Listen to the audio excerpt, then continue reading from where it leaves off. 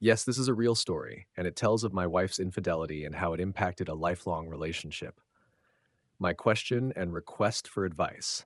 Am I crazy for trying to start over again, and is it even worth it at 60? I've read many stories, and some of them are truly heartbreaking. They left me feeling really down. My story is also quite sad, though I'm not sure I can express the same depth of bitterness and betrayal that others have so vividly shared. Still, while my story is tragic in its own way, maybe it offers a slightly different perspective that's worth hearing. I don't really know why I'm writing about events that happened so long ago. Maybe it's just my way of showing that with enough time, good things really can happen. And yes, time and patience do seem to heal most wounds. I realize this is a long post, but I think the background is important so people can understand what happened. Which brings me to my main question and request for advice. Am I crazy to try to start over again? And is it worth it at 60? I met my wife, and we were together for nearly 10 years, including 7 years of marriage. We had two children together who are now grown and living their own lives. We met on a blind date, and honestly, the whole night was pretty awkward. My wife is a beautiful woman with a bright, outgoing personality. I, on the other hand, am more reserved and probably not someone who would turn heads walking down the street. I wouldn't call myself unattractive, but not exactly a heartthrob either. I've always been quiet, while my wife was the kind of person who lit up a room, someone you'd instantly notice at any party or event. She also has a very kind, compassionate nature and always tried to see the best in people. Somehow she liked me, and things between us grew from there. Eventually, we got married and started building a life together. Things were going well. We had a nice home, financial stability, supportive families, great friends, and our kids were happy. But, like in so many stories, there's always a turning point that changes everything. For us, that moment was a pregnancy. We already had two small kids, and we wanted a third to complete our family and make it even more joyful. Things were fine between us in the bedroom, and before long, we were expecting our third child. I was thrilled when she told me, and we waited a few months before sharing the news with our families. During that time, we started planning the nursery, preparing our other kids, checking the budget, and so on. One of the saddest days of my life was when my wife called and said, "Something's wrong." We rushed to the hospital, and tragically, she had a miscarriage in the 6th month of pregnancy. We were both devastated. The next day's ride home was silent and heavy with sorrow. She went straight to bed and didn't come out of the bedroom for 3 days. She was completely overwhelmed with grief and depression. For some reason, she believed she had failed me as a wife. I kept telling her over and over again that this was not her fault, that it was God's will, and that we would try again when the time was right. But she couldn't accept that. She kept blaming herself and slowly sank deeper into depression. It took about 6 months, but she eventually seemed to be coming out of it. We were both managing well with the kids. Her personality started to come back, and we began talking about the future again. She also started working out and getting back into great shape. She looked amazing, and I genuinely enjoyed complimenting her and reminding her how much I loved her. Around this time, she mentioned the idea of getting a part time job. It wasn't about the money so much as her need to get out of the house and re engage with the adult world. I thought it was a great idea and fully supported her. To my surprise, she got a job as a waitress and bartender at a restaurant just a few blocks away. She has a degree in business but didn't want a corporate job. She felt it would be too demanding with everything going on at home. The restaurant job gave her structure, let her move around, earn a little money for herself, and reconnect with people. She said she wanted to feel useful again and escape the loneliness of being home all day.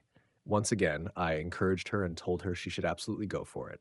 Now, I already mentioned that my wife is an attractive woman. I should also add that she has a curvy figure, and with her new physical shape, she looked absolutely stunning. She never had any difficulty attracting male attention, but I always trusted in her loyalty. She started working, and everything was going well. She usually worked 2 or 3 evenings a week, including Fridays or Saturdays. I was a bit uneasy about the outfits she wore to work. They accentuated her figure. While they weren't vulgar, I must admit I would have preferred something more modest. She laughed it off and said the outfits helped her get more tips and might even rekindle some romantic interest in me. The restaurant owner was a good man and ran the business well. His whole family worked there. His son, frankly speaking, was a bit of an arrogant guy. He was born into wealth and made no secret of it. He was about the same age as my wife and admittedly very attractive. He was married, but they didn't have children. His wife was sweet and kind, and she also worked at the restaurant, handling the books. The son was in charge of catering and event planning, or rather, he was supposed to be. From what I could tell, he was lazy and frequently dumped his responsibilities on others. What he really enjoyed was working out, driving his fancy car, living off his parents, and bragging about his success with women. I couldn't understand how his wife put up with it. Sure, he was flashy, but to me, he was unimpressive, a loudmouthed blowhard from the start. My wife mentioned a few times that while he was handsome in a way, he was also a conceited jerk she couldn't stand. But since she had to work with him, she kept her mouth shut and tried to get along. Over time, they seemed to form a sort of friendship. I wasn't too worried, but I did warn her that he was trouble and she should be careful around him. In the months that followed, my wife's behavior started to concern me. She always kept her phone close, said she was working late, and often disappeared for long stretches, saying she was shopping or running errands. She started paying less attention to me and, in my opinion, also to the kids. She's a good mother, but during that time, she became irritable and began shifting more responsibilities onto me. It was tough, as I also worked full time and was the main provider for our family. I told her I was worried, but she just said everything was fine and that I was imagining problems. One night, we were alone and it was pretty late. I tried to be intimate with her, but she abruptly pushed me away. I asked her what was wrong and she started crying and trembling. I asked again, and then she hit me with the worst shock of my life. She confessed that she had been in a relationship with the owner's son for about 6 months. It had become sexual. She said she loved him, that our marriage was over, and that she was going to move in with him. She also told me that she had felt deeply unhappy since the miscarriage and believed that something inside our marriage had died. She needed a fresh start and the freedom to live her own life. She said she loved this man and that he could make her happy. Naturally, I was devastated and asked her to reconsider. She said it was too late. They had already rented an apartment together and she was moving out. I asked about the kids, and she said it would be best if they stayed with me in the house for stability and she would visit them. To say I was shocked and devastated would be an understatement. She said she didn't understand why I was so surprised. In her eyes, I should have realized long ago how unhappy she had become, and the miscarriage had been the final straw. I was especially angry about the person she got involved with. It's one thing to be betrayed by your own wife, and another to find out she traded you for someone who, quite frankly, is a scumbag. I don't want to generalize, but there does seem to be some truth to the idea that many women are drawn to that type. I don't know if it was his looks, the flashy lifestyle, or his smooth talk, but she was clearly interested and things took off from there. I was also shocked to find out that their sexual relationship had been going on for 6 months, and I hadn't noticed a thing. Apparently, they were having sex in his car, at the restaurant, in hotels, at his place, even in our own home when no one was there. It was a true betrayal and it hurt me deeply. But I took time to think about what to do next, and I decided to keep my composure and sanity. What followed was a whirlwind of tears, pain, pleading, and just total chaos. My family, especially my father, was furious and said awful things about her. My wife's family was also upset, but not nearly as bitter or hostile as mine. I even had to talk to my dad and ask him to stop insulting her so viciously. She was still the mother of his grandchildren, and he needed to respect her in that role. To his credit, he agreed and even praised me for how I was handling things. I told him I saw no point in seeking revenge against my ex-wife. She's the mother of my kids, and for their sake, I needed to maintain a civil relationship with her. Don't get me wrong, I would have loved to get even, but I thought it over carefully and realized that it wouldn't help. Looking back, I think I made the right choice and would do the same again. As I said, those few weeks were really tough. set, but she did move out and into the apartment with him. She kept seeing the kids and tried to be part of their lives. I also felt really bad for that guy's wife. She was absolutely devastated by what had happened. She left the restaurant, got a new job, and filed for divorce. I'd sometimes run into her at the local grocery store and always wished her well. She was originally from Pennsylvania and eventually moved back there. From what I've heard, she remarried a decent man, has a good life now, and children. I genuinely wish her nothing but happiness. There's no doubt in my mind that leaving that man was the best thing that could have happened to her. The divorce itself went smoothly. She got a portion of the assets in the split. I also agreed to pay her alimony for a short time. I think it lasted 6 months. Honestly, I saw that as a small price to pay to put the whole thing behind me. In fact, I probably would have agreed to almost any financial terms just to be done with it. I remained the primary custodial parent and she got 50-50 visitation. I told her she was always welcome to come see the kids. She did come often and things felt relatively stable. I even thought she might be happy to see me when she visited, but maybe that was just my imagination. My wife didn't earn much, but she made modest child support payments.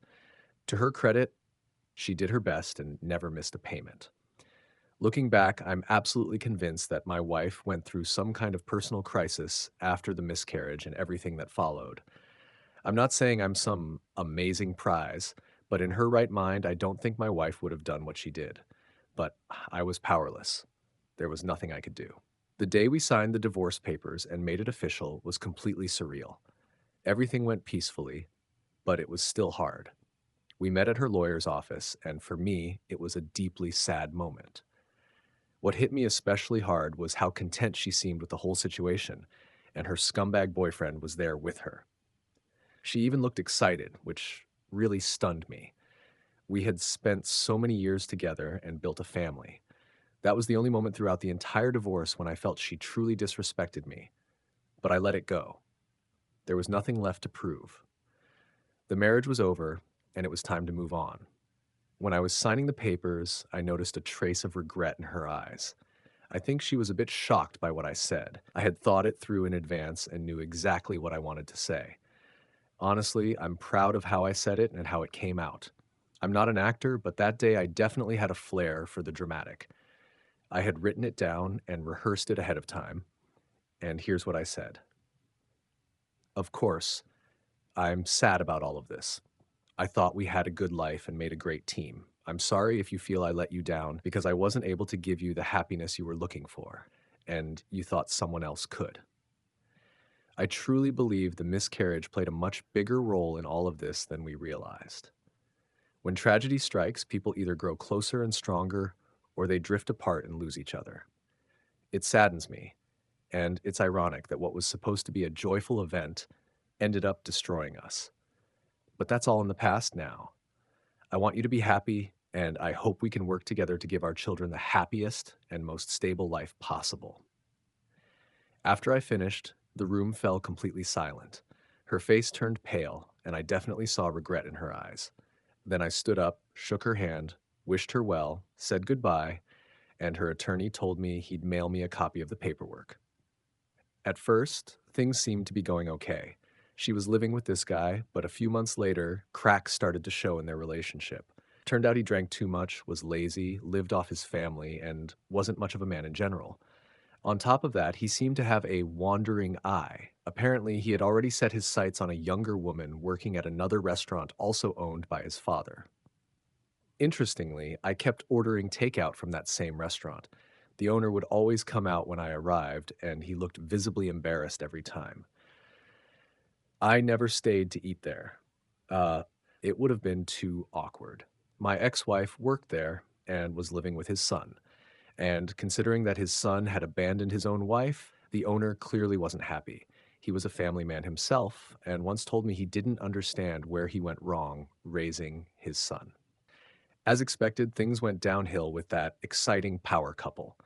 They were constantly fighting, and things were far from smooth for my ex-wife. I think she started to realize that maybe I wasn't such a bad option after all, and that the grass isn't always greener on the other side. With me, she had a reliable man who put her and the kids first. I was a good husband, and maybe she had made a really bad decision. She called me a few times to complain about her life, but I told her I wasn't the person she should be talking to about that. She said I had been her best friend and she could always talk to me.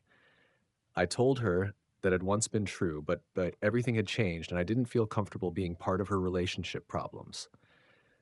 She needed to sort things out on her own with her new partner. She agreed, but I think I could hear some pain and regret in her voice when she hung up. One evening, the kids were spending the night at her place with her boyfriend. They were planning to watch movies. That night, she called me in tears. Apparently, he had drunk too much and got angry when the kids didn't want to watch the movie he had picked. I don't know what the movie was, but the kids clearly didn't like it. He got mad and slapped my youngest daughter in the face because he thought she was being disrespectful. It was a hard slap and left a mark on her cheek. I got the call and went over right away. My first instinct was to call the police, and maybe I should have, but I went there to get my kids. I took them and left. I told him that if I heard one more word from him about what happened, my next call would be to the police, and then he'd be in serious trouble. I admit I felt a grim satisfaction when I turned to my ex-wife and said, "So this is the man you left me for?" She didn't say a word, just lowered her head. I think she was ashamed of it all. I don't know if she regretted the divorce, but at the very least, she understood the consequences of her choices and felt sorry. And what do you know? Later that same night, I heard a knock on the door. It was her, crying and deeply upset. I let her in, and she told me she had broken up with the guy and wanted to come back home. I thought long and hard, well, for a few minutes, and told her that I loved her and we had a shared history, but I couldn't do that. After everything that had happened, I didn't think it was a good idea. There were just too many sad memories. I would never leave the mother of my children out on the street, of course. So I let her in, and she called her parents. I drove her over there. Her father met me at the door and thanked me. He said I had always been a good man and a good husband. He appreciated that I had put the kids first and made sure his daughter was safe, even though she was now my ex-wife.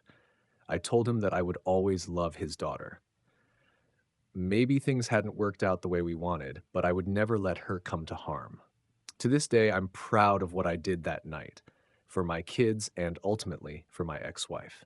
She stayed at her parents' house for about a year until she could get back on her feet. She found a good job and moved into her own place. She had always been a good mother, and her old energy and spark came back. It wasn't perfect, but there was a sense of normalcy again. She had a few relationships that didn't go anywhere, and I think she was taken advantage of more than once.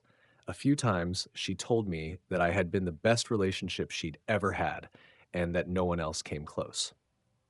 Maybe those were just cheap words, but I'll admit it felt good to hear them. That said, nothing romantic ever happened between us again. I kept things polite and respectful. I could have been with her again if I'd wanted to, but I didn't take that step. In my heart, I wanted to, but honestly, I was just afraid of being hurt again. During that time, I dated a few women, but none of those relationships turned into anything serious. Some of them wanted more from me, but I wasn't willing to go down that road. I focused on work and my kids, and honestly, I had no real interest in getting married again or starting a long-term relationship. There were just too many painful memories, and I decided it was better to walk this path alone. The years passed quickly. My children thrived. They graduated from college, built careers, got married, and started families of their own. I saw my ex-wife regularly at family gatherings. She would often ask me if I was seeing anyone, and the conversation would eventually circle back to whether there was still a chance for the two of us. I always said no. Some things in life just stay with you, and you can't simply walk away from them. She always looked sad after those conversations and said that leaving me was the biggest mistake of her life. She admitted that not a single day went by without her thinking, what if? She also told me that weddings, birthdays, and other family events were especially hard for her. The most difficult days, she said, were the funerals of her mother and father. Seeing me there, knowing I was no longer her husband, was especially painful. She knew I had been a strong man and a good husband, But on days like that, she felt painfully alone and full of regret. She said she felt the same way during our children's weddings, that those could have been joyful days we might have shared as a couple. She asked if I ever felt the same way. I told her, yes, it was sad for me too, but I made the decision to move on and not look back. I always found it ironic that she carried so much regret, given how sure she had been back then that happiness awaited her with someone new. Now, we're both nearing 60, and I've started thinking about retiring and spending the winters somewhere warmer. My kids are supportive and love their mother. The last conversation I had with my ex wife before I left was at one of our grandkids' birthday parties. She asked to speak privately, so we stepped outside. She got very emotional and started to cry. She told me she had always held on to the hope that we might get back together someday. To her, my moving away meant that all hope was gone. She said she had spent her whole life regretting that she had failed as a wife. I told her that so many years had passed and she shouldn't be so hard on herself. I said I had nothing but respect and admiration for her. Then she asked if she might visit me someday. I said I wasn't sure, but I'd think about it. I have to admit, every time I looked into those beautiful green eyes of hers, my heart softened. That day she looked especially beautiful to me. The years had been kind to her. And in that moment, despite everything we had been through, I realized I had never loved her more deeply than I did right then. At this stage of life, I thought, maybe I am ready to open that door again. I wasn't looking to remarry, but really, what did I have to lose? She had once made me happy, and my love for her had never truly faded. Maybe now, in this later chapter of our lives, we could move forward together. Update. I've been spending the winter in the Carolinas, and my ex wife came to visit. I know it sounds crazy, but all the old feelings came rushing back. She stayed at my place, and we spent a lot of time together, doing things, going places. I'm happy to say that while we may be older, we still connect beautifully, even when it comes to those special moments. She had planned to stay for just a weekend, but that turned into 2 weeks and then a whole month. One night, she started to cry, deeply, uncontrollably, about everything that had happened all those years ago. She told me the last few weeks had brought her immense joy, and she was so sorry for the past. She admitted that she still thought every day about the what ifs and wondered whether she'd spent her life chasing some kind of perfect love that didn't even exist. I told her all of that was in the past. Maybe now was the time to let go of the regret and think about what a shared future could look like. I told her I had always loved her, that my feelings had never died, and maybe, just maybe, it was time for her to move in with me. For good. I also told her that I wasn't ready to get married again. But did that really matter at this stage of life? She agreed, and in fact, she never really left, and things have been going wonderfully. The kids were absolutely shocked when we told them, but they were also genuinely happy for us. My youngest daughter said she wasn't surprised at all. She told me she had always known that my love for her mother had never gone away, and she had a feeling our story wasn't over yet. Some might think I've lost my mind, choosing to go back into this relationship after so many years, but now all that remains between us is love and respect. What happened back then, that's behind us now. And when I look at my wife today, and yes, I've always thought of her as my wife, all I feel is love and tenderness. I truly believe the best is yet to come, and I'm hopeful we'll have some good years ahead as we grow old together. She really did make a poor decision back then, but that's the past. I think we both paid the price for it. But now I look to the future with hope. Maybe it sounds sentimental, but something has always stuck with me. I used to think we were writing a book together, and it saddened me to think we'd never get to finish it. I'm grateful that we've been given a second chance to finish writing that book and to complete the final chapters together. Could my wife ever cheat again? At this stage in life, I don't believe that's possible. But time and experience have taught me that all people are a mix of good and bad. There's both in everyone, and no single action or decision defines a person entirely. I have regrets too. My biggest regret is that I always loved my wife, but let sorrow and resentment drive my choices. Maybe I should have just accepted that she was a human being who made a terrible mistake. Maybe if I'd given us a chance sooner, things could have been different. I think about what if too, but I'm just grateful we have this second chance now.